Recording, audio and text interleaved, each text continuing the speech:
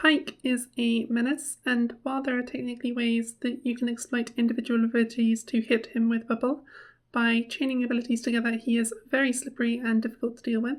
Additionally, and while I don't usually mention this since it's essentially a floating caveat to basically every champion in this series, he can flash during any of his abilities, which is a natural addition to many of his combos. If you play Nami, you should know that this matchup is won and lost based on who has flash and how each side adapts to that, and you absolutely have to be ready for him to use flash in response to your bubble. This video will assume that you're considering this, because if he wants to use flash anyway and you use bubble for that, then he gets your cooldown for free. Here are some example Pyke combos that incorporate flash. Make sure to wrap your head around them before we move on. This is not an exhaustive list because Pyke can get really complex with certain combos, but if you want to know more, I would recommend watching a dedicated Pyke video.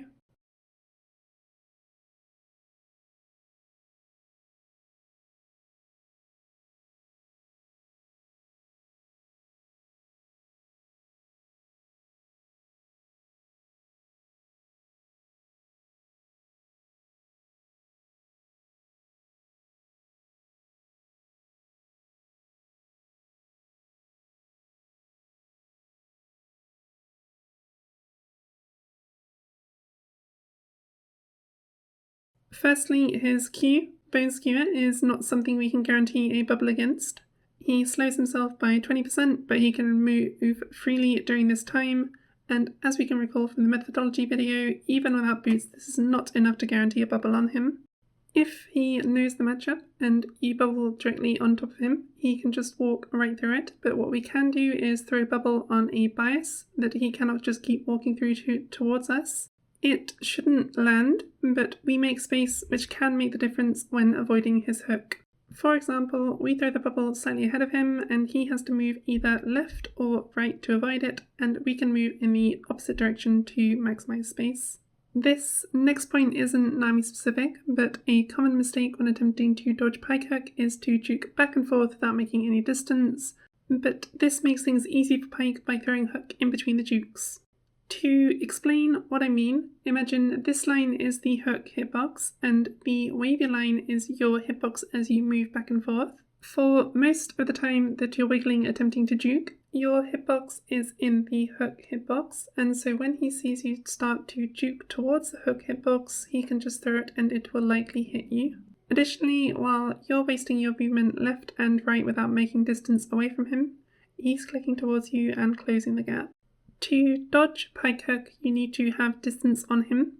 In general, you'll want to click away from him and be ready for him to throw hook. Depending on how close he is, this will be up to a second, but never less than 0.4 seconds, and he has up to 3 seconds before the channel cancels. Your immediate reaction should be to make space or get to a safe location. If we start sidestepping immediately, all you do is telegraph to him that he can take his time and close the gap while you waste your movement. Be ready to click in a perpendicular manner once you see him throw. Personally, I assume that when a Pyke is charging Q, that if he ever stops moving, it's to throw the hook. I don't think I've ever seen a Pyke mind game this to bait out a juke, but you never know. Above all, this requires space, which is why we mentioned throwing bubble in a way that gives you a bit of extra time to make that space. However, this is assumed that he is not fine with being hit by bubble, because he can just accept that he will be hit by the bubble and throw a hook that pulls you, and then catch up to you once the stun wears off, since it pulls you and applies a strong slow.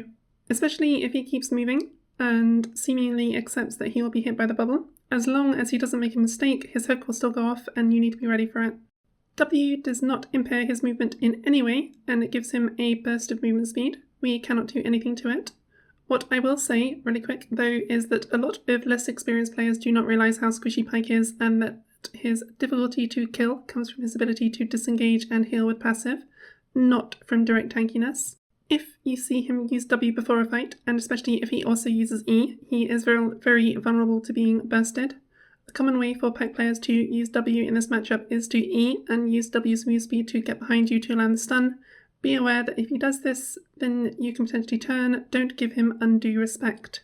E is another spell that does not limit his mobility, however we can use bubble to potentially disrupt how he wants to use it.